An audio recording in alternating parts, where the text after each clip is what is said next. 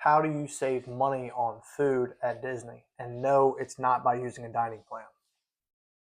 My name is Jamie. I'm a travel professional who specializes in all things Disney. Go ahead and click that follow button. It's greatly appreciated. Now, the dining plan is great, but to me, it's not something that I would recommend if you're looking to save money. Now, you can save money with it, but there is a lot that goes into doing that. You got to look at what you're buying versus what the dining plan's costing you per day. It's just a lot. To me, the dining plan more comes into effect when you want a seamless vacation or as close to an all-inclusive as Disney as you can get. That way you can just order what you want and you don't have to necessarily look at it. You just look how many points you have versus what the how many credits that particular restaurant may take, and you're good to go. Now, if you want to save some money for your food at Disney, Disney does allow you to bring food into their parks.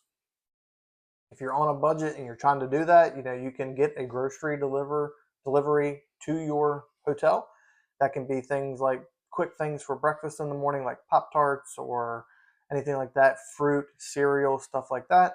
And then you can also get lunch meat delivered and make sandwiches and bring in a small little cooler, soft sided cooler, and have like a little picnic kind of lunch inside the parks. That right there is going to save you 2 meals right off the bat. And you can use that for each of your park days. And if you add all that up, that's going to save you a ton of money. If you want to get started planning your next Disney vacation, go ahead and grab that email out of my bio so we can get started.